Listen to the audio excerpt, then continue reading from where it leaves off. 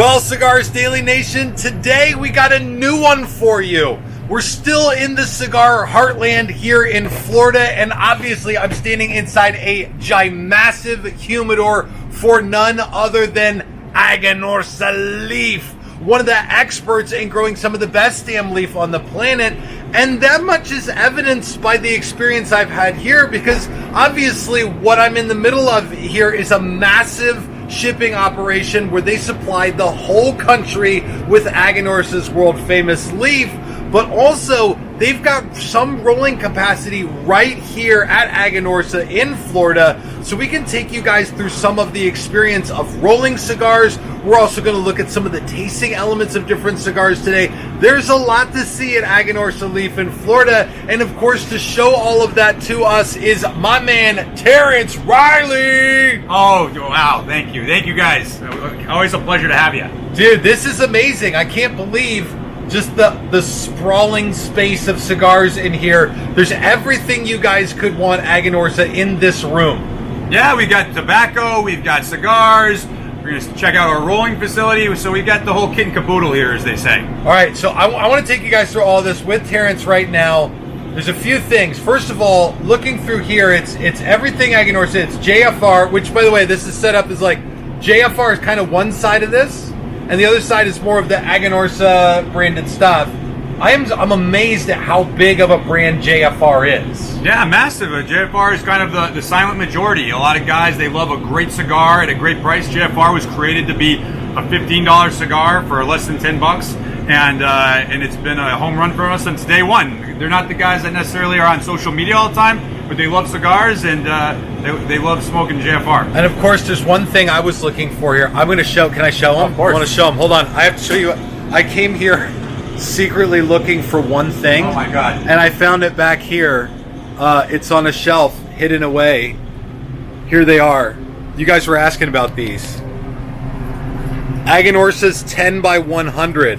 Here's a full shelf of them. So I don't know how many I can fit in a carry-on for these. One. One goes into it. Okay, that's good. And you can be buried in it. Yeah. After you smoke the cigar, because it serves as a full life-size coffin. It's a full coffin. Yeah. Well, I'm going to need a couple more carry-ons, but I'll go ahead and throw some of those in there with me. We'll talk after. Off camera. Yeah, that sounds good. You guys have just repackaged and rebranded a lot of Aganorsa stuff. You know what I haven't seen in here is Validacion. Well, where's the Validacion at? Take a look right around, right before your eyes, my friend. Shazam! We've got that's the Connecticut. There's Corojo here, and then we got some Maduro and Habano here. It's this is the Aganorsa section. So it's kind of it's all around. Yeah, all over the place. Okay, look at all this. This is also, by the way, I'll say this. I pay close attention to this. You should too. When you go into your local cigar shop, one of the things you'll see on occasion is empty spots on the shelf, which occasionally you find here, which identifies the most popular cigars in the place, the ones that people are going after the most. I see a couple places where there's lower stock, other places where there's higher stock. This is stuff I'm absolutely fascinated by, because as a retailers, you don't get a sense of the size of these operations and the demand for every cigar in here. And I mean, you can see some of the stuff, just you go through it very quickly.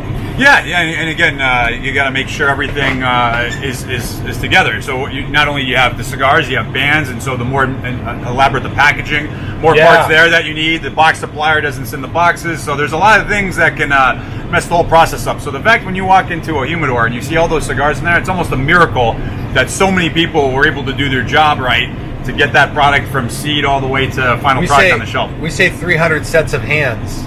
Does that include the box makers and the No, cigar that's just the cigar. Which is what we're always bitching about in the cigar industry. Like all the bitching, we're like, well, 300 sets of very distinguished hands it takes to make a cigar. But those box factory motherfuckers, those guys sometimes, man, they just really get us. Yeah, well, you always like to blame everybody else for things, so that's what we do. It's that's the box problem, it's the band problem. That it's is never the us. job. That is the job. All right. Well, we got some stuff to take you guys through, and the first thing is getting a nice rolled up Fuma to taste the individual elements of a cigar and look inside the world of blending. So let's go do that right now. We have a Fuma place to go in this massive sprawling facility. Yeah, we're gonna check out. We're gonna roll up some Fumas and it's gonna be the greatest day of our whole lives.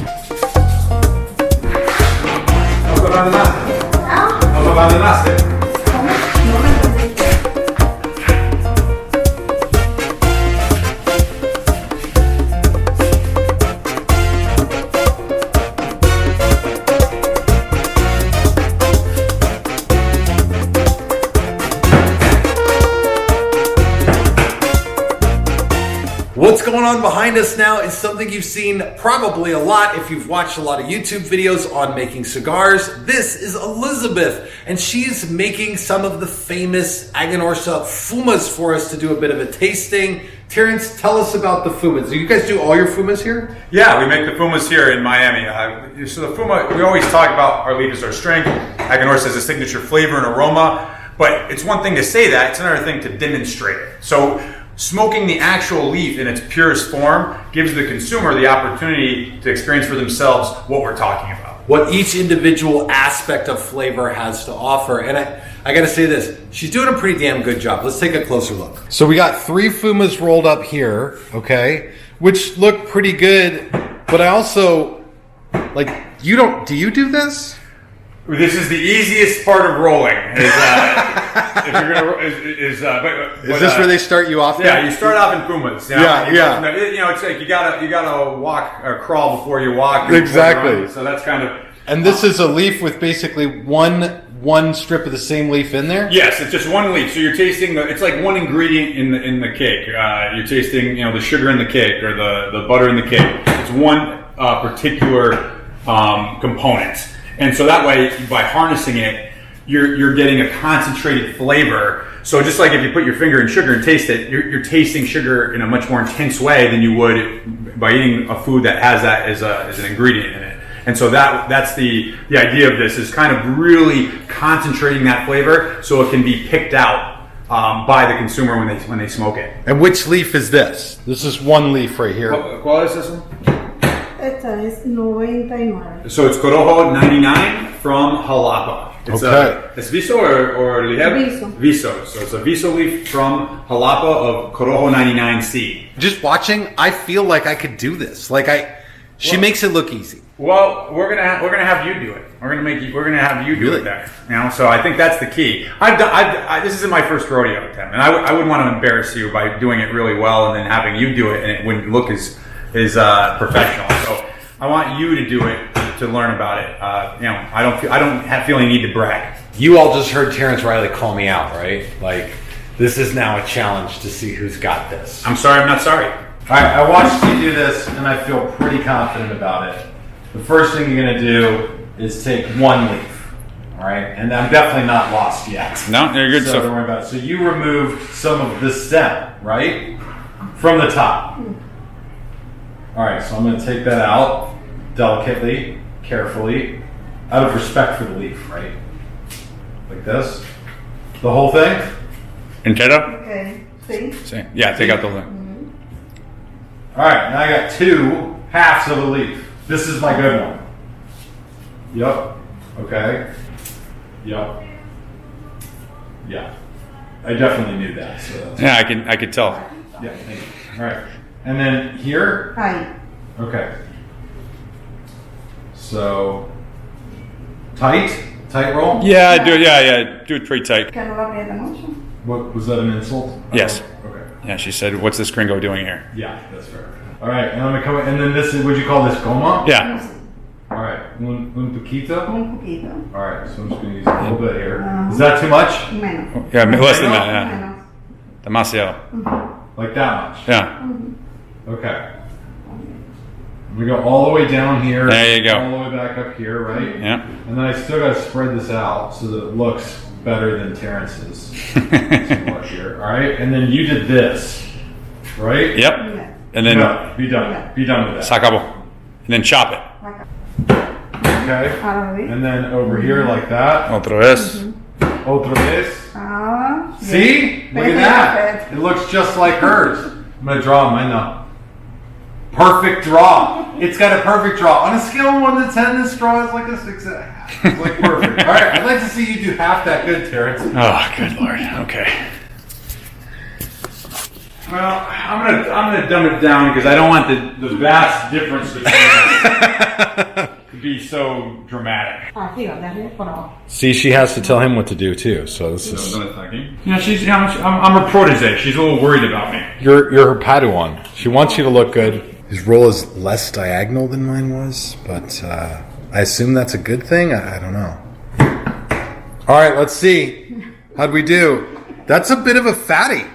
Yeah, it's a personal preference thing. I like to have a girthy Fuma. I appreciate a nice girthy Fuma. All right, so there it is. All right, we're going to go ahead and test these out, right? Yeah. All right, let's take them inside the world of leaf for that. There we go. Let's go. So Terrence is taking us back to where they keep their bales in the back of the warehouse. And by the way, what the hell is this? This is like a large scale? Yeah, you got to weigh the tobacco. You got to know how much to use. It's a classic model. I would say this is a new scale system, but but it serves its purpose. They don't make them like they used to. They don't make them like they used to. That's right. So we basically took this and we rolled it up into this just to get a taste. The Fuma, the delicious Fuma, Corojo 99 from Jalapa. And you have the Corojo 99 and you have the Criollo 98 in here, right? Yes, yeah, they're both in here. The Fuma experiment is not brand new. Like we've done this before on the channel, but I wanted to take you guys in here. I wanted to see if the Fuma experience is any different without the shipping aspect. You guys ship these to us, they go through the mail, they go through a little bit extra time. I want to see if it's any more like getting Guinness in Ireland, right? Like right off the table. Yeah. Right off the table, right out of the barrel or Yeah. the jug or whatever, however they make it. Yeah, the keg, I guess. So now we're going to light this up. I'm going to light my Fuma up that I made that is obviously superior to the one you That made. you're very proud of, and you should be. And, well, again, I don't like to brag. I don't like to make a big deal out of it, the superior quality of my work compared to your own. I mean, you do have access to it all the time. The leaf, the rolling. Let's not make excuses. Okay, all right. And immediately, I think to some degree there is, because they wet the leaf down a little, so it's pliable to roll. And, you just get that salivation, that sweetness. It is a little different off the table than it is if, by the time we ship them out to you for an Aganorsa experience event. Nice retro ale. You said this is the Corojo 99? Yes. Because it to me, so for sure, the Corojo, that Corojo little bit of spice in the back of the throat is nice. A little black pepper on the retro ale is nice. But I don't get that. Is it the Criollo 98 that gives that saltiness? Yeah. The 98 is the salt. So the 98 kind of hits you down the middle of the palate, and the 99 is more on the sides and the front. But it's smooth, man. It's incredibly smooth. And not that, like, when I smoke these in Arizona, they're tart or anything like that, but this definitely does have a nice smoothness to it. It's really... Yeah, and it's this is also totally finished leaf. The guys in the factory, they do this at all the stages. They take it out of the pilones from fermentation. They're doing it then because they're kind of seeing how it goes along. That's not that fun to do because it still like tastes like cat piss, right? Yeah, well, that's a strong word or expression. If you guys ever walked into the rooms where they've got the pilones and they're fermenting the leaf, literally that fermentation heats up the pilones. Yeah, and it releases ammonia. Yeah, right? ammonia and chemicals that you don't obviously want in your tobacco. And it stings the nostrils. Yeah. It's really quite a powerful scent. I couldn't imagine having to roll these up at every stage of that.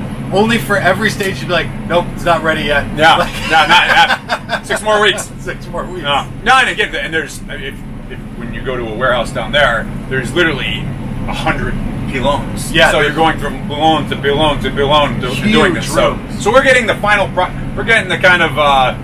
Some guys go camping and they have like all the technology and it's basically like being at home in the woods. Yeah. That's what we're getting for the Fumas. Those guys are doing the real hardcore labor of it where they're tasting it at every stage, which is not entirely enjoyable at all those parts. Yeah.